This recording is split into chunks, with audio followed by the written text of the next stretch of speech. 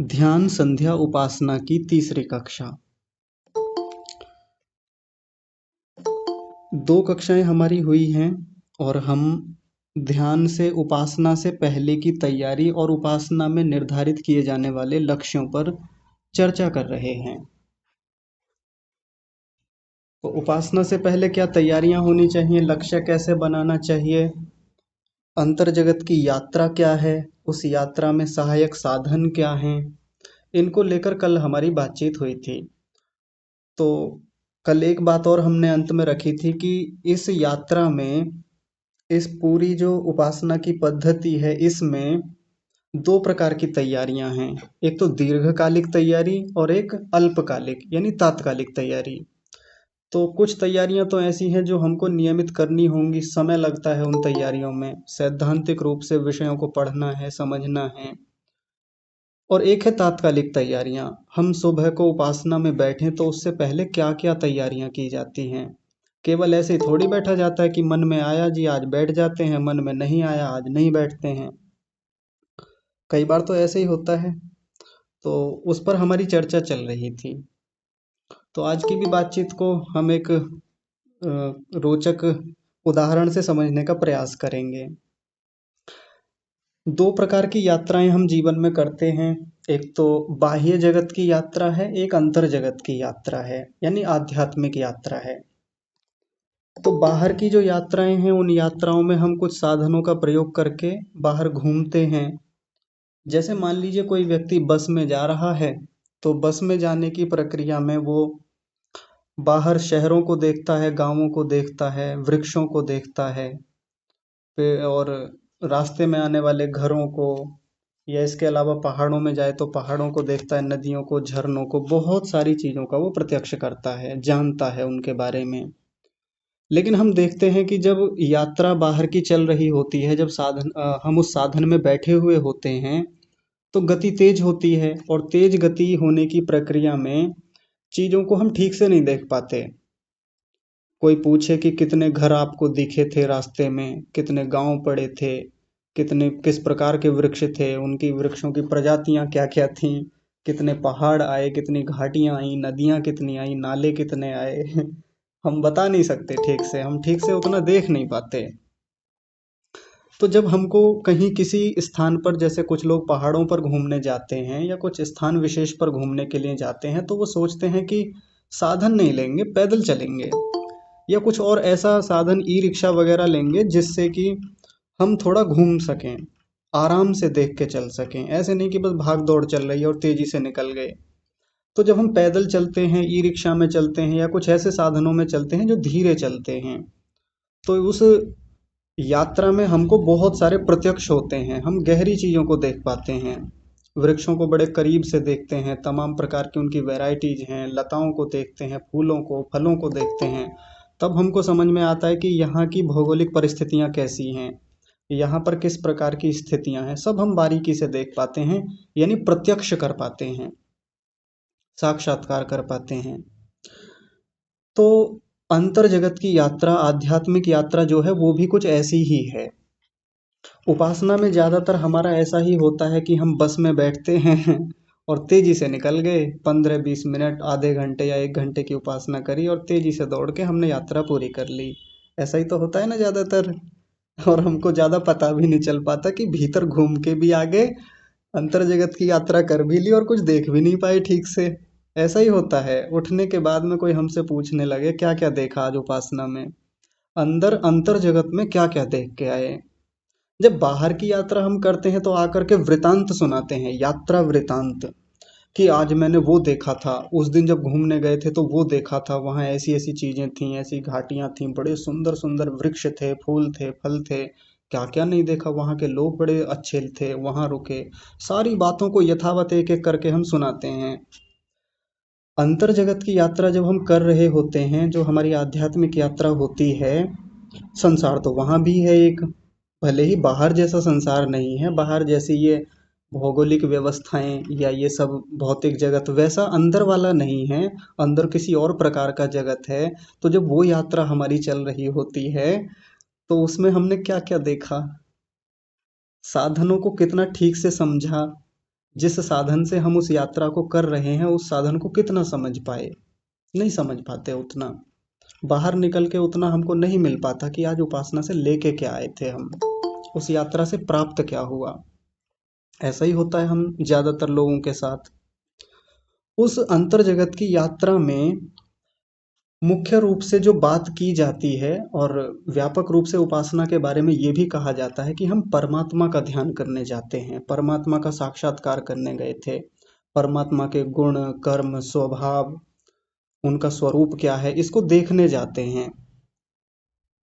हम चिंतन करने जाते हैं परमात्मा के बारे में। हम परमात्मा का आनंद पाना चाहते हैं, उनकी सन्निधि पाना चाहते हैं, कैसा है परमात्मा। ज्यादातर लोगों का यही लक्ष्य होता है। लेकिन परमात्मा जो है वो तो बहुत बाद की चीज है, बहुत बाद की बात है। परमात्मा सहायक रहेगा पूरी प्रक्रिया में, उसका भी ध्यान किया जाता है अंतर जगत की यात्रा में। लेकिन पहले इस पूरी यात्रा में जिस साधन के माध्यम से हमको बढ़ना है, पहले उसी साधन को समझना पड़ेगा। पहले तो उसी साधन की स्थितियों को जानना पड़ेगा। जैसे किस वाहन के माध्यम से हम यात्रा करने के लिए बाहर निकलेंगे, उसके बारे में पूरी डिटेल्स हम पहले से निकाल लेते हैं। ओला है, उबर है, इसके अलावा कौन सी टैक्सी बुक करनी है, कौन सी ट्रेन बुक करें, उसका जो आरक्षण है वो कैसे करें, इन सब के बारे में पूरी जानकारियां हमको होती हैं, पूरी विधिवत रखते हैं हम डिटेल्स उनके बारे में। कितने लोगों को तो रटी रहती हैं कि हाँ जी इतने बजे वो वाली ट्रेन आती है, यहाँ से यहाँ तक मिलती है, वो बातें सब जानते हैं बढ़िया से। अंतर जगत की यात्रा में जो हमारा सबसे महत्वपूर्ण साधन है, जिसको मुख्य रूप से सबसे पहले जानना है, मन, जो हमारा चित्त है या कह दें अंतःकरण है, उसको सबसे पहले जानना आवश्यक है। सबसे पहले तो उसी को समझना है। बाहर जैसे प्रत्यक्ष हम लोग करते हैं, इस मन के भीतर भी वैसे ही प्रत्यक्ष होने वाले हैं। हालांकि बाहर भौतिक जगत की चीजें हैं, अंदर कुछ और चीजें हैं जिनका अंदर प्रत्यक्ष होना है। तो जब बाहर जल्दी जल्दी बस निकल जाती है तो हम चीज़ों को ठीक से नहीं देख पाते, तो ठहर करके पैदल चल के हम एक एक चीज़ को बारीकी से देखते हैं। तो वैसे ही इस अंतर जगत की यात्रा में थोड़ा अपनी गति को कम करना होगा हमें, थोड़ा रुक करके ठहर करके देखना होगा। यात्रा लंबी है, धीरे चलने वाली यात्रा है, तो बड़ी बारीकी से एक एक चीज को समझना होगा। मन के भीतर किस प्रकार की वृत्तियां काम कर रही हैं। जब वृत्ति की बात आती है तो हम लोगों को ये लगता है, क्योंकि जो लोग ऊपर ऊपर से योग दर्शन पढ़ लेते हैं और शुरू में ही पढ़ लिया था योगश चित्त वृत्ति निरोधः, दूसरा ही सूत्र है, तो हम सोचते हैं कि ये वृत्तियां तो बड़ी खराब चीज हैं, वृत्तियां तो बहुत बाधक हैं, इन वृत्तियों को हटाना होगा, रोकना होगा पूरी तरह से, क्योंकि सूत्र कह रहा है चित्त की वृत्तियों को रोक देना, निरोध कर देना ही योग है। और यदि ये हो गया तो बस बस फिर तो कल्याण हो गया हमारा। और हम सोच लेते हैं कि फिर ये वृत्तियां तो बाधक हैं और वृत्तियां तो बड़ी खराब चीज हैं, लेकिन ऐसा नहीं है। वृत्तियां खराब नहीं हैं। अगर वृत्तियां खराब होती तो परमात्मा ऐसी व्यवस्था बनाता ही नहीं। चाकू कभी खराब थोड़ी होता है, AK-47 खराब थोड़ी होती है। हमारे सैनिकों के हाथ में 47 हो तो वो बढ़िया लगती है, हमको अच्छी दिखती है, उसका हमको लगता है कि हाँ सच में सही हाथों में है ये। चाकू किसी सही व्यक्ति के हाथ में, गृहिणी के हाथ में हो तो अच्छा लगता है कि हाँ इससे फल काटे जाएंगे, सब्जियां कटेंगी। और वही चाकू किसी बदमाश के हाथ में दे दिया जाए तो फिर वो खराब लगता है हमको कि देखो गलत हाथ में चला गया है, दुरुपयोग हो रहा है। तो वृत्तियां अपने आप में बुरी थोड़ी हैं, उनका दुरुपयोग हम करते हैं, उनको गलत तरीके से प्रयोग करते हैं। यही वृत्तियां हैं जो पूरी यात्रा में हमारे साथ रहेंगी, इन्हीं को आधार बना करके पूरी यात्रा आगे चलेगी हमारी। हाँ, कहाँ रोकनी है, किस प्रकार से रोकनी है और कौन सी वृत्तियां रोकनी है, ये समझना बहुत महत्वपूर्ण है। और इस पर हमने बहुत समय अपनी कक्षा में लगाया है, इन पर खूब सारी बातचीत हमारी हुई है। संस्कारों को लेकर के बात होती है। अंदर अंतर जगत की यात्रा में संस्कारों को भी देखा जाएगा।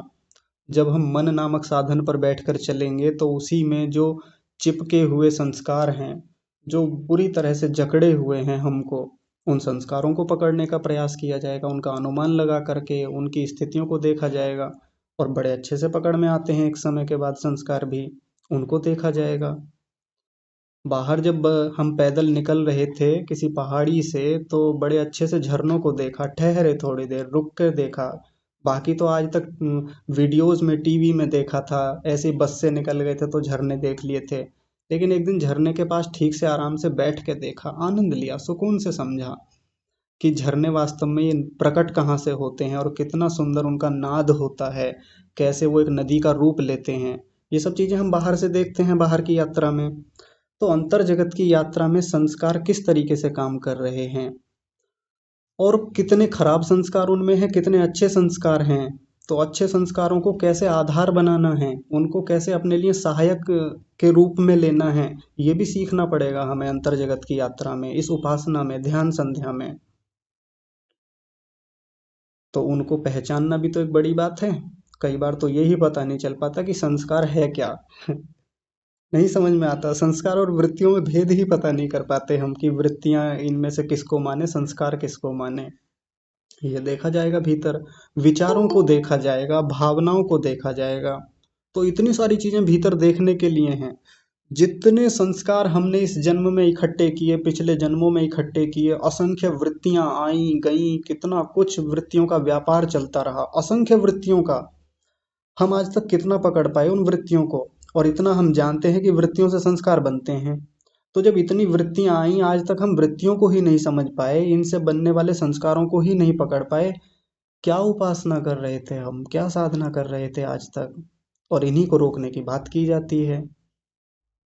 आप सोच के तो देखिए, एक पूरे दिन में प्रातःकाल उठने से लेकर रात्रि में सोने पर्यंत, जब तक हम सोते हैं तब तक कितनी वृत्तियां हमारे भीतर चलती हैं, बाहर से कितनी वृत्तियां अंदर आती हैं, और चित्त के माध्यम से फिर आत्मा तक कितनी वृत्तियां जाती हैं।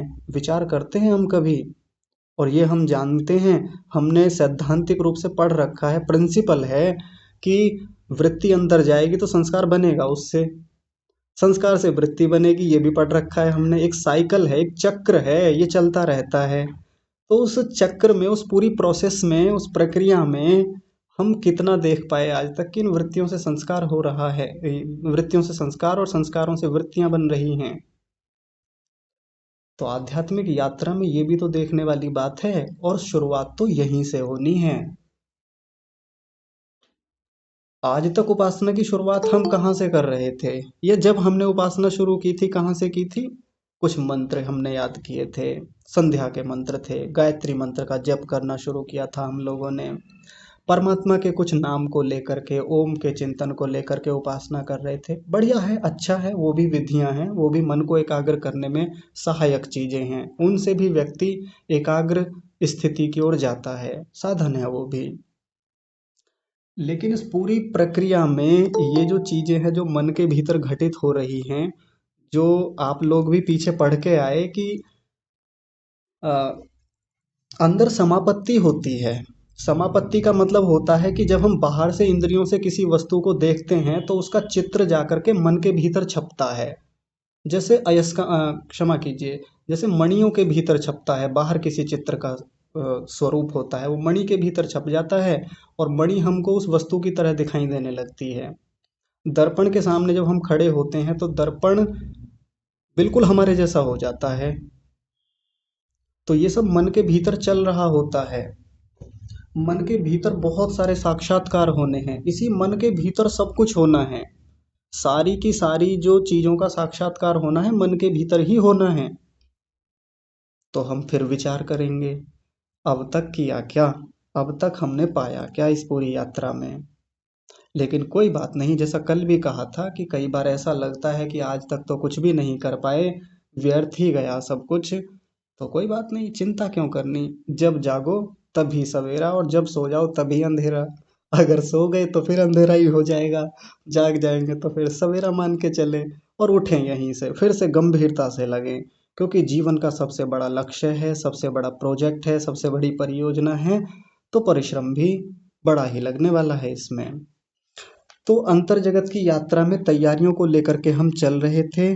तो जो तात्कालिक तैयारियां हैं, अभी पहले उन पर हम लोग बात कर रहे थे, और कल की कक्षा में हमने देखा था कि उसमें पहली तैयारी है निद्रा को लेकर के। हमारी निद्रा सात्विक हो, अच्छी हो, पूरी हो, पर्याप्त हो। निद्रा पूरी नहीं होगी तो उपासना, साधना, अंतर जगत की यात्रा जो है वो खराब होने वाली है, बिगड़ने वाली है। ठीक है जी। और निद्रा, कल ही एक बात कही थी कि निद्रा आधारित होती है हमारे आहार पर। हमारा आहार भोजन जैसा होगा वैसी ही हमारी निद्रा होगी। तो ये बात हमारी कल हो गई थी। दूसरे बिंदु पर आते हैं। देखिए आपकी स्क्रीन पर लिखा हुआ है, दूसरा बिंदु है मल शुद्धि। मल शुद्धि का क्या मतलब है? प्रातःकाल हम सब लोग शौच के लिए जाते हैं, यानी पवित्रता के लिए।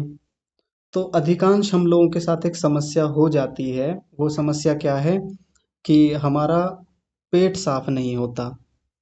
और जिस व्यक्ति का पेट साफ नहीं होता, कॉन्स्टिपेशन रहता है यानी कब्ज रहती है, या पेट संबंधी कोई भी ऐसी खराब स्थितियां हैं जिसके कारण भीतर जो मल बना है शरीर के भीतर, वो निष्कासित नहीं होता, किसी भी रूप में हो, चाहे वो शौच के रूप में हो, मूत्र के रूप में हो, स्वेद यानी पसीने के रूप में हो, अन्यत्र जहाँ जहाँ भी शरीर में जिस प्रकार से मल का शोधन होना है, निकलना है, निष्कासन है, वो नहीं हो पा रहा है ना, तो उपासना में बाधा निश्चित रूप से आने वाली है, जरूर आएगी।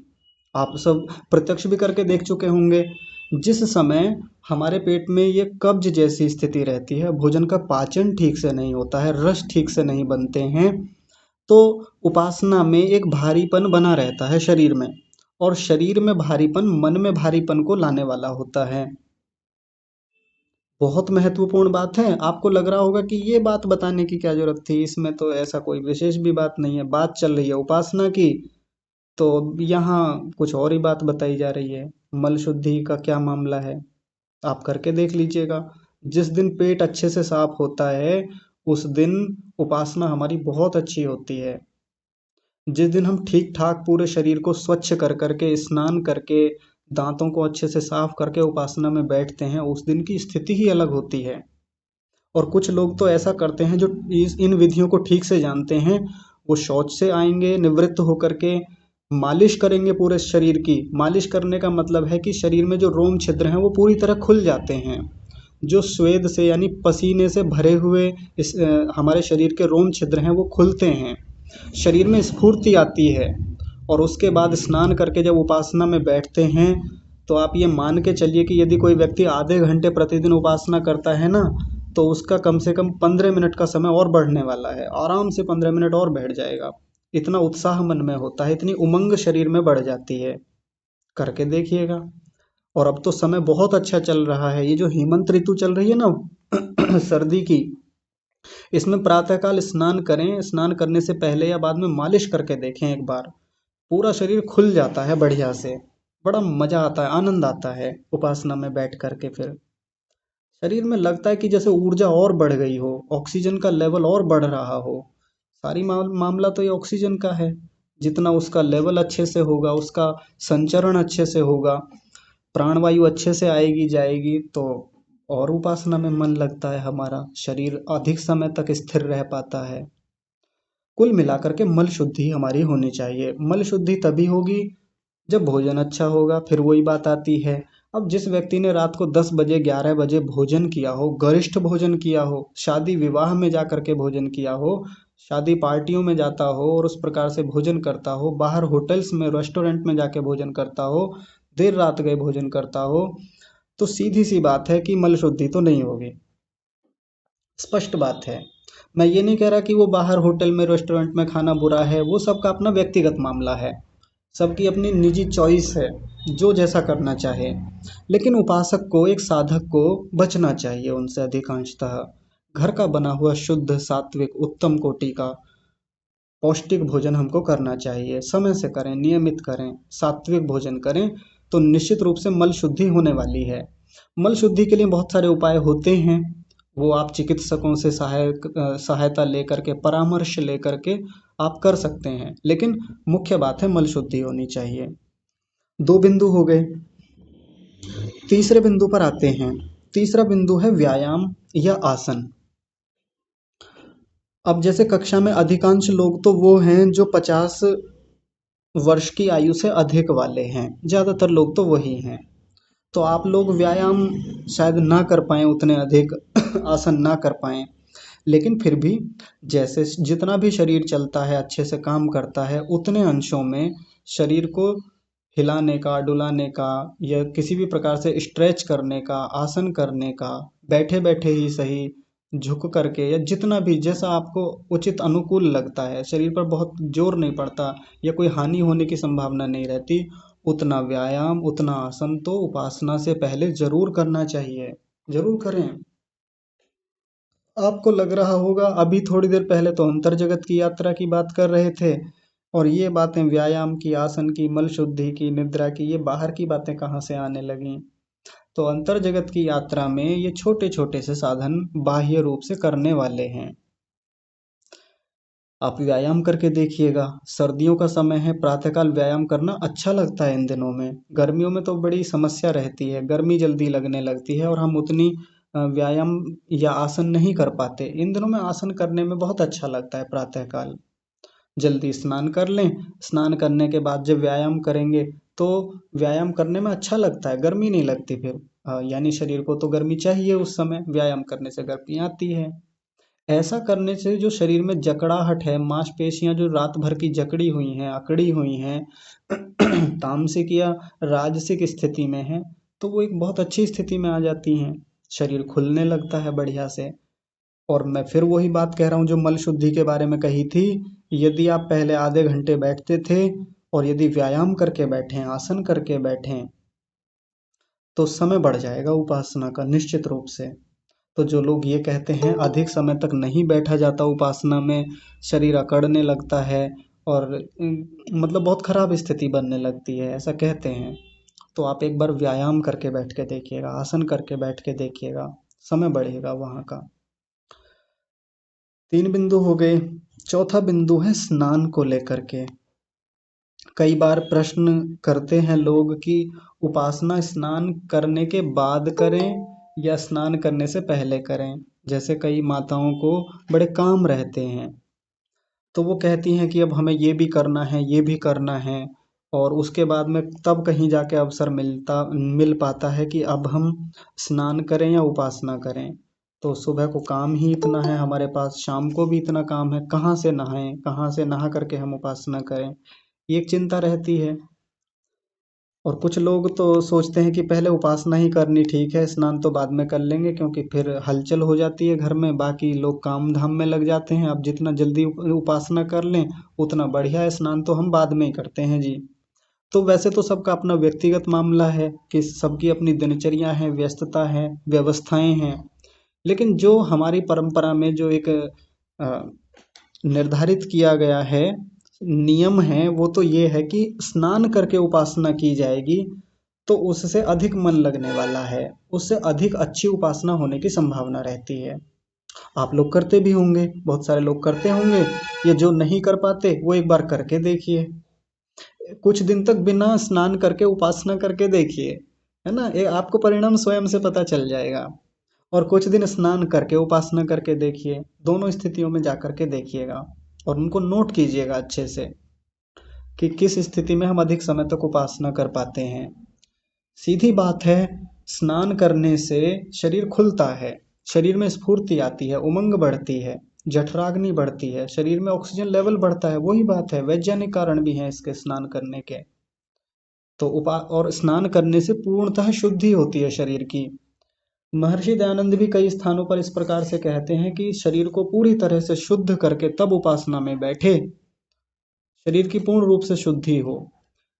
जिनके लिए शाम को हो पाता है वो शाम को भी कर लें, ना हो पाता तो कोई बात नहीं, कम से कम इतना तो अवश्य करें कि जब भी उपासना करने के लिए बैठें तो अच्छे से हाथ, मुंह, पैर बढ़िया से धो करके अच्छे से, जिससे कि एक फ्रेशनेस बनी रहे, एक ताजगी बनी रहे शरीर में, इसलिए हम अच्छे से स्नान या हाथ मुंह धो करके बैठें।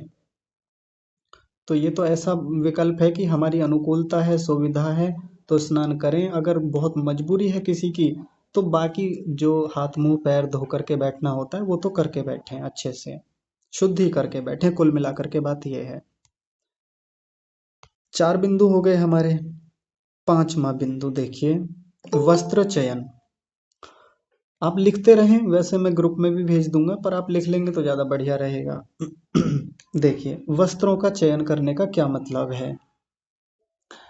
जैसे अभी सर्दी की ऋतु चल रही है तो इसमें कई बार बहुत बड़े साधक लोग जो होते हैं उन्होंने कहीं टीवी सीरियल्स में या कहीं साधकों को देख लिया है कि देखो वो तो बिना वस्त्र पहने ही उपासना कर रहे थे, पहाड़ों में जाके कर रहे थे और बस कोई कपड़ा नहीं पहन रखा था, लंगोटी में थे जी, कटी वस्त्र में ही थे। और हम भी ऐसे ही करेंगे, छत पर बैठ कर करेंगे, जंगल में जाके करेंगे, पार्क में जाके करेंगे और कम वस्त्रों में ही पूरी सर्दी में जा कर के बैठते हैं। तो किसी किसी का अभ्यास होता है, कोई लोग अपने शरीर को इस प्रकार से बलिष्ठ बनाने के लिए, मजबूत बनाने के लिए ऐसे छोटे छोटे अभ्यास करते हैं, वो ठीक भी है। लेकिन हमको अपनी अनुकूलता से देखना है, अपने शरीर के बल के आधार पर देखना है, हमारे शरीर का बल कितना है, कितना हमारा शरीर सहन कर सकता है। तो जैसे अभी सर्दियां पड़ रही हैं तो पर्याप्त मात्रा में जितना हमको अनुकूल है जिससे सर्दी ना लगे उतने वस्त्र पर्याप्त रूप से पहन करके हम बैठें। ज़्यादा वो कि पूरा साधकों वाला भाव ही बनाना है कि कल को हमें जंगल में जाना पड़ जाए तो कैसे करेंगे, तब तो वहाँ कपड़े इतने नहीं होंगे तो अब से अभ्यास करते हैं, कर लें उसमें कोई बुराई नहीं है। पर अब कई बार ऐसा होता है कि जब कम वस्त्र पहन करके सर्दियों में उपासना की जाती है तो भीतर की यात्रा पर कम ध्यान रहता है, भीतर चलने वाली स्थितियों पर यानी उपासना पर ध्यान कम, और फिर उस सर्दी की ठिठुरन पर ज़्यादा ध्यान जाता है। शरीर कांप रहा है, शरीर बेचैन है, परेशान है, सर्दी लग रही है, हवा लग रही है बड़ी तेजी से। मुख्य बात यह है कि हम अधिक से अधिक अपनी उपासना को अनुकूल कैसे बनाएं जिससे कि भीतर की यात्रा निर्विघ्न रूप से चले, मुख्य बात यह है। तो वस्त्रों का चयन कैसा होना चाहिए? ऋतु अनुकूल होना चाहिए, जैसी ऋतु है उसके अनुकूल। गर्मियां हैं तो कई बार तो लोग सोचते हैं कि नहीं मैं तो पूरा कपड़ा ही ओढ़ करके बैठूंगा, ओढ़ करके बैठूंगी, उसके बिना उपासना ही नहीं करूंगी या करूंगा। तो गर्मी है तो उसी के हिसाब से हल्के वस्त्र, कुछ लोग अपना सिर ढक के बैठते हैं, बढ़िया है, अच्छा है, सिर ढकें, हल्के कपड़े से ढक लें। और यदि सर्दियां हैं तो कई बार ऐसा होता है कि कंबल ओढ़ करके उपासना करते हैं, ऐसा भी करते हैं ना। तो जब अधिक सर्दी है तो कई बार कंबल ओढ़ना भी पड़ जाता है, कोई बात नहीं, पर फिर भी कोशिश करें कि थोड़ा बहुत तो सर्दी सहन हो, उतना प्रयास करना चाहिए। कंबल ओढ़ने की प्रक्रिया में ये समस्या होती है कि कंबल का जब भार ऊपर से पड़ता है तो आसन खराब होने लगता है। जिस आसन में हम बैठे थे एक तो उस शरीर का ही दबाव है नीचे पैरों पर, ऊपर से कंबल का और अतिरिक्त भार आता है, वजन बढ़ता है, तो नीचे पैरों पर दबाव बढ़ता है, बेचैनी बढ़ती है, पैर सोने लगता है, रक्त संचरण रुकता है और फिर आसन बिगड़ता है, उपासना बिगड़ती है। इसलिए बहुत जो भारी वस्त्र हैं, कंबल टाइप की चीजें हैं, उनको ओढ़ करके उपासना ना करें। ऐसे कक्ष में जाकर के उपासना करें जो बंद हो पूरी तरह से, हवादार हो, हल्का फुल्का, जिसमें से प्राणवायु का संचरण अच्छे से हो रहा हो, इसका तो ध्यान रखना ही चाहिए। पूरी तरह से बंद कमरे में भी जाके बैठेंगे तो वहां भी दिक्कत ही होने वाली है। पर मुख्य रूप से ऋतु के अनुकूल ही कक्ष में जाकर बैठें। कई बार ऐसे कक्ष में या छत पर जाकर बैठकर उपासना करते हैं कुछ लोग, खुली हवा लग रही है, तो अब सारी दिक्कत कहाँ आएगी? दिक्कत वहीं आने वाली है कि फिर वो हवा लग रही है, शरीर कांप रहा है, बेचैनी बढ़ रही है, ध्यान तो उधर ही जाने वाला है ना। तो उपासना हमको ऋतु के अनुकूल वस्त्रों में करनी चाहिए। एक बात और आती है इसमें, कई बार ऐसा भी लोग करते हैं, जैसे जैनिज्म में होता है, जैनियों में कुछ लोग करते हैं कि जब वो अपनी उपासना में बैठते हैं, जब वो अपने ध्यान में बैठते हैं, बैठने से पहले वो लोग उपासना के वस्त्रों में बैठते हैं, यानी उन्होंने निर्धारित कर रखा है, वहाँ के लिए भी उनके पास एक अलग ड्रेस कोड है। जैसे हमारा विद्यालय का ड्रेस होता है ना कि घर पे हम वो स्कूल में हम वो कपड़े पहन के नहीं जाते जो हम घर पे पहनते हैं या बाहर पहन के निकलते हैं। स्कूल की अलग हमारी ड्रेस है, वस्त्र हमारे वहाँ के अलग हैं, परिधान अलग है। तो जैनी जो लोग हैं या बहुत सारे और भी साधक ऐसे होते हैं, उन्होंने उपासना के वस्त्र एकदम अलग कर रखे हैं। उनसे एक भाव बनता है मन में कि देखो अब मैं उपासना के लिए तैयार हो रहा हूँ, इस बात का प्रभाव पड़ता है। कोई ये ना सोच ले कि इस चीज का कोई ये इसमें क्या रखा है, भला कपड़े कैसे भी पहनो, इसमें क्या है, काम तो भीतर करना है। हाँ, मुख्य बात तो वही है कि काम तो भीतर ही होगा, वस्त्रों से सीधे सीधे प्रभाव आता भी नहीं है। पर वस्त्र पहनने की प्रक्रिया में, वस्त्र पहने हुए हैं तब उस समय, वस्त्र बदलने की प्रक्रिया में मन के भीतर तो स्थितियां बनती हैं, निश्चित रूप से बनती हैं। कैसे? जब उपासना का समय होने वाला है, व्यक्ति अपने वस्त्र बदल रहा है कि अब घर वाले वस्त्र नहीं पहनूंगा, अब ये उपासना वाले वस्त्र अलग हैं मेरे। श्वेत कटी वस्त्र है, श्वेत कुर्ता पायजामा है, या महिलाओं के जैसे श्वेत वस्त्र आदि हैं जो भी। अब मुझे ये पहन करके उपासना कक्ष में प्रवेश करना है। उपासना जहाँ मैं करता हूँ या जिस भी स्थान पर करती हूँ, अब इन कपड़ों को पहन के जाएंगे। तो उस उन कपड़ों को पहनते समय मन में एक स्थिति बन रही होती है कि हाँ, अब उपासना का समय हो गया है। अब फालतू की बातें नहीं, फालतू के विचार नहीं करेंगे, इधर उधर की कोई बातचीत नहीं, फोन पर बातचीत बंद। क्यों? क्योंकि अब मुझे वस्त्र बदलने हैं, अब मुझे उपासना कक्ष में जाना है। और इतना तो हम भी जानते हैं कि वस्त्रों का भी प्रभाव हमारे मन पर पड़ता है। जो बहुत रंगीन वस्त्र होते हैं उनका मन पर एक राजसिक प्रभाव तो पड़ता है, हम जानते ही हैं। जो लोग बहुत चटकीले रंग वाले, बहुत तड़क भड़क वाले, गहरे रंग वाले कपड़े पहनते हैं ना, तो उनके भीतर चंचलता आती है, निश्चित आती है। ये हमारा भी अपना प्रयोग है सबका। और जब हम एकदम सात्विक हल्के रंगों वाले कपड़े पहनते हैं, जैसे हल्का पीला रंग है, श्वेत रंग है, आसमानी हल्का रंग है, ऐसे कपड़े जब हम पहनते हैं तो हम स्वयं भी देख पाते हैं कि मन उस दिन शांत रहता है, विशेषकर सफ़ेद कपड़े पहनने से। और सामान्य रूप से जो कोई व्यक्ति पैंट शर्ट पहनता है, कोट इत्यादि पहनता है, या आधुनिक महिलाएं जैसे आधुनिक वस्त्र पहनती हैं, और किसी दिन वो श्वेत वस्त्र पहने, यानी पुरुष किसी दिन कटी वस्त्र पहने और ऊपर से उत्तरीय धारण करें, उत्तरीय जो उनका ऊपर ओढ़ने का वस्त्र होता है वैसा, तो उस दिन एक अलग ही स्थिति बनती है। अलग ही मन में एक उमंग रहती है कि देखो आज मैं कैसा लग रहा हूँ, आज लग रहा हूँ मैं साधक। भले ही बाहर से साधक लगना ना लगना वो एक अलग बात है। कई बार स्थितियां बाहर की कुछ और होती हैं, भीतर की कुछ और होती हैं। लेकिन ये चीजें करने से भी भीतर तो प्रभाव बनता ही है ना। मन के भीतर कुछ तो परिवर्तन आते ही हैं। तो जैसा यदि बाहर से गलत स्थितियां बना के चलेंगे तो भीतर भी गलत चीजें बनने की संभावना तो बनती है। और बाहर यदि अनुकूल और उत्तम वस्त्रों का चयन हमारा होगा तो भीतर से भी वैसी स्थितियां बनती हैं। तो वस्त्रों का चयन बहुत आवश्यक है। मैं नहीं कहता कि आप उपासना के वस्त्र अलग करें, कर लेंगे तो बहुत बढ़िया है, नहीं भी करेंगे तो मुख्य बात तो वही है कि ऋतु के अनुकूल हमारे वस्त्र होने चाहिए। छठा बिंदु बड़ा महत्वपूर्ण है, बहुत रोचक है। छठे बिंदु में क्या लिखा हुआ है? परिजनों को सूचना देकर उपासना में बैठना। मतलब यहाँ तो मैंने केवल इतना लिखा है, परिजनों को सूचना। पूरा वाक्य क्या है? जब उपासना में जाएं तो परिजनों को सूचना करके जाएं। कैसे? जैसे मैं, मान लीजिए मुझे उपासना में जाना है, शाम का समय हो गया है, 6 बज गए हैं, सूर्यास्त होने लगा है, मेरी उपासना का समय हो गया है। तो मैं क्या करता हूँ? मैं माँ को आवाज देता हूँ, माँ मैं उपासना करने जा रहा हूँ।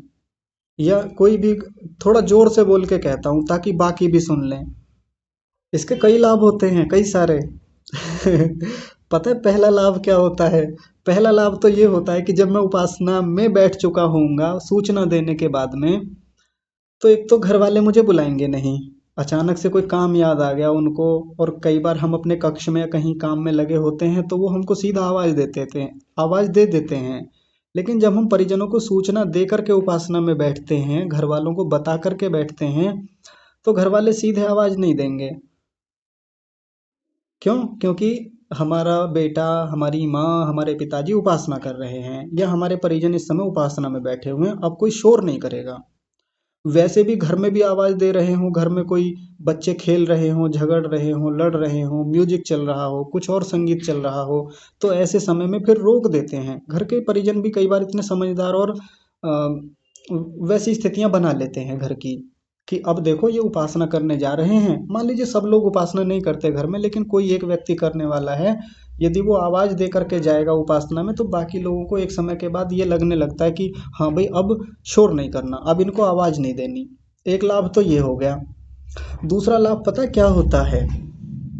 दूसरा लाभ इसमें ये होता है कि जब हम सूचना दे करके उपासना में बैठते हैं ना, तो जिसको हम आवाज देकर बैठते हैं, जिसको हमने सूचना दी है, उस व्यक्ति को रोज एक बात उसके दिमाग में जा करके हम प्रविष्ट करा रहे हैं।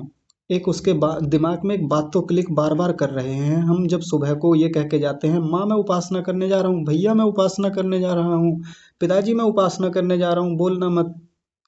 उस व्यक्ति को ये लगता है कि यार ये व्यक्ति कितना नियमित है, रेगुलर है उपासना के लिए, कितना प्रतिबद्ध है, कटिबद्ध है।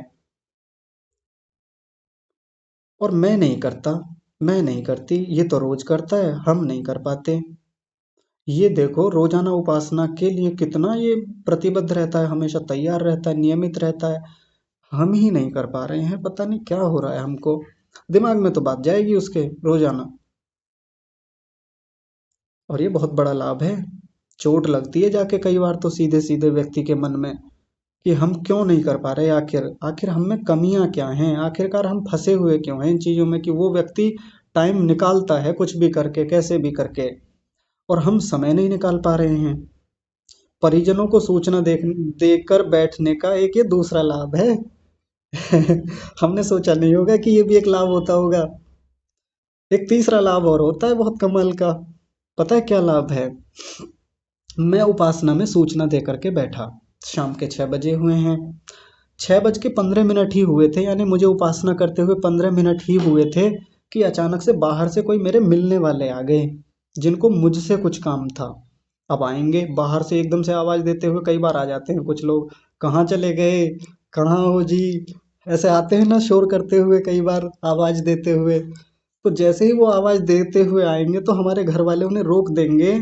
और ज्यादातर अच्छे घर वाले जो होते हैं, सही लोग जो होते हैं, जो साधकों का सम्मान करने वाले परिजन होते हैं, वो क्या कहते हैं, अभी बैठ जाइए जी, अभी तनिक बैठ जाइए, आ जाइए। वो जो हमारा लड़का है, हमारे जो भाई हैं, मित्र हैं, बहन हैं, उपासना कर रहे हैं, अभी इस समय संध्या कर रहे हैं। इसमें भी दो लाभ हैं, इसको भी आगे बढ़ाएं तो इसमें भी गुणोत्तर लाभ हैं। क्या लाभ है? एक तो लाभ यह है कि वो व्यक्ति आके सीधा आपको परेशान नहीं करेगा, उपासना को बाधित नहीं करेगा, घर वाले ही रोक देंगे। इसी के पैरेलल एक लाभ और होता है, वो पता क्या लाभ होता है?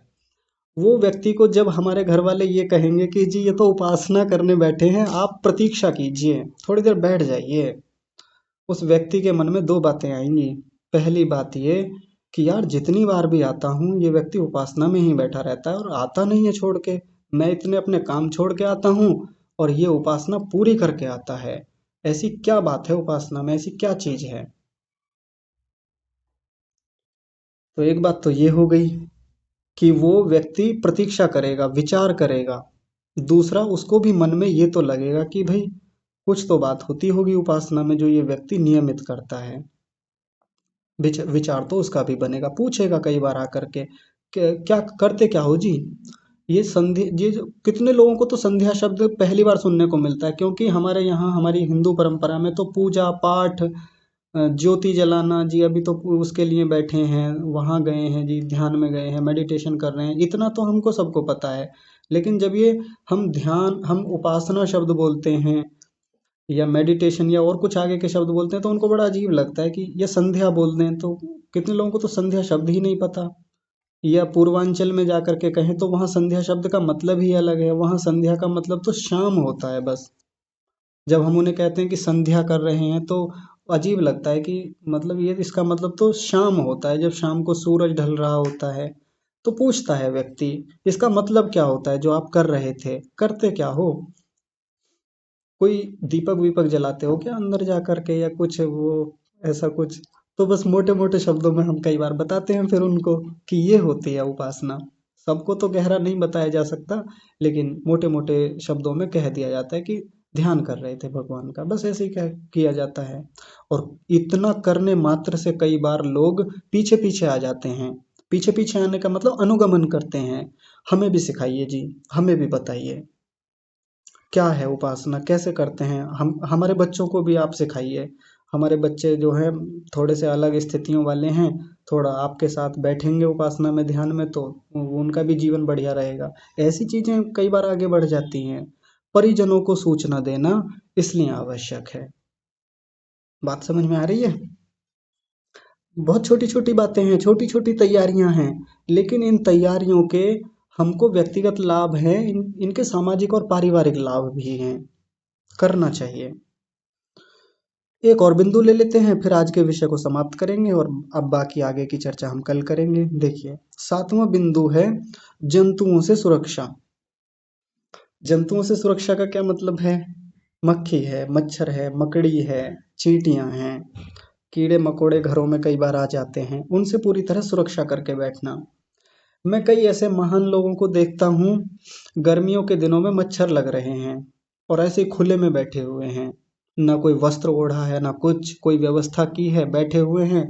मच्छर आते हैं, जोर से हाथ जाता है पैरों के पास, या मच्छर पैरों पर बैठा है तो पैरों के पास या कहीं भी, और तड़ाक से मारते हैं, या बार बार हाथ उनके ऊपर नीचे चलते ही रहते हैं, मच्छरों को उड़ा रहे हैं, मक्खियों को उड़ा रहे हैं। मैं देखता रहता हूँ, कई लोगों को जानता हूँ मैं ऐसे, खुले में बैठे हुए उपासना कर रहे हैं, मच्छर मक्खियाँ आ रहे हैं और बस उन्हीं में ही ज़्यादा ध्यान उनको उड़ाने में लगा रहता है। हंसी की बात है, अजीब लगता है कई बार तो, कि पूरी व्यवस्था करके नहीं, क्यों नहीं बैठते, सुरक्षा करके क्यों नहीं बैठते। सुरक्षा के बहुत सारे इंतजामात हैं, प्रबंध हैं, प्रबंध करके बैठें। कैसे प्रबंध करें? इन दिनों में तो बढ़िया प्रबंध रहता है, मच्छर लगते नहीं, मक्खियाँ भी उतनी नहीं लगती। तो इन दिनों में तो ज़्यादा उतने उपाय करने नहीं होते, या जो लोग शहरों में रहते हैं आजकल तो उनके घर बिल्कुल बंद होते हैं। तो ग्रामीण पृष्ठभूमि के लोग या गांवों में रहने वाले लोगों को ये समस्याएं ज़्यादा बाधित करती हैं। सीधा खुला घर है, छत पर उपासना कर रहे हैं, मक्खी मच्छर खूब हैं, जम करके बाधा करते हैं। तो ऐसे में मच्छरदानी हो सकती है, मच्छरदानी में बैठ करके उपासना करें। तो कई बार लोग कहने लगते हैं जी, पहले साधु सन्यासी, पहले जो हमारे जंगलों में रहने वाले जो लोग थे, पूर्वज थे, क्या वो भी मच्छरदानी लगाते थे? तो वो मच्छरदानी नहीं लगाते थे, उन्हें आदत थी, उनका अभ्यास वैसा था। आप करना चाहें कर लीजिए, बढ़िया है, कोई बात नहीं, लेकिन प्रयास, हम जितना अनुकूलता बना के बैठेंगे, आंतरिक स्थितियां उतनी ही मजबूत बनेंगी। अब नहीं बनाएंगे तो ध्यान फिर मच्छरों पे ही रहेगा। हमारी कक्षा के एक सदस्य एक दिन पूछ रहे थे मुझसे व्यक्तिगत, उन्होंने व्हाट्सएप पर प्रश्न किया कि वो लोग मच्छरों से कैसे सुरक्षा करते होंगे, जो लोग जंगलों में साधना करते थे या करते हैं अभी भी।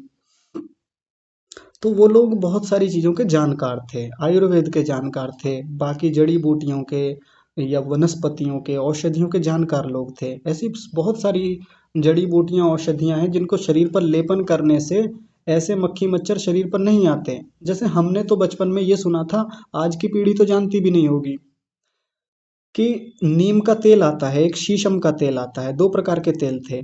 बचपन में हमने देखा था, माँ हमको नीम का तेल लगा देती थी शरीर में, शीशम का तेल आता था छोटी सी डिब्बी में, तो वो लगा देती थी, पूरी रात धूमधाम से सोते थे, निर्भय निश्चिंत होकर के, मच्छर ही नहीं लगते थे, आते ही नहीं थे पास में। तो आज की इतने 15-20 साल होते होते हम नीम के तेल, शीशम के तेल को भूल गए। तो क्या हमारे जो पूर्वज थे वो तो और भी बुद्धिमान थे इस मामले में, क्या वो नहीं जानते होंगे इन प्रक्रियाओं को? वो जंगलों में मिलने वाली कोई औषधियाँ होती होंगी, कोई खरपतवार होते होंगे, घास फूस कुछ तो होता होगा ऐसा, कि इसके पत्तों को रगड़ कर यदि शरीर पर लगा लेंगे, भस्म लगा लेंगे, राख लगा लेंगे, मिट्टी लगा लेंगे, बहुत सारे उपाय थे उनके पास, वो करके वो बैठते होंगे। क्योंकि जब 2-2 घंटे कोई व्यक्ति उपासना में बैठेगा, 3 घंटे बैठेगा, तो जंगलों में तो मच्छर गांव की तुलना में, शहर की तुलना में हजारों गुना लगते हैं। मैंने खुद देखा है। जितनी बार भी खेतों में जाकर के हम लोगों ने उपासना करने के प्रयास किए हैं, बहुत मुश्किल होता है। यहाँ यदि 10 मच्छर लगते हैं ना, तो वहाँ 100 मच्छर लगते हैं हमको, इतना भयंकर अनुपात रहता है। तो उपाय करते होंगे वो लोग, अब हम घर में हैं तो इतने उपाय तो करें जिससे कि अनुकूलता बने, हमारी उपासना निर्विघ्न रूप से आगे बढ़े। चींटी हैं, बाकी और जंतु हैं, उनसे बचकर बैठें कि उपासना में बाधा ना करें। अंततः, मुख्यतः, निष्कर्षतः बात यही है कि जितनी बाधाएं बाहर से हो रही हैं, कम से कम करने का प्रयास करें। बाकी बाधाएं छोटी मोटी तो आती हैं, द्वंद्व छोटे मोटे तो होते हैं, उनको तो थोड़ा बहुत सहन करने का प्रयास करना ही चाहिए। समय हो गया है, बाकी बिंदुओं पर हम कल चर्चा करेंगे। आज का विषय इतना ही रखते हैं। आप सब लोग बड़ी तल्लीनता से सुनते रहते हैं, आपका बहुत सारा धन्यवाद, और विशेष धन्यवाद तो जगदीश्वर परमपिता परमात्मा का, जिन्होंने इतना उत्तम विज्ञान हमको दिया। आज की कक्षा को यहीं विराम। आप सभी को सादर प्रणाम। ओम।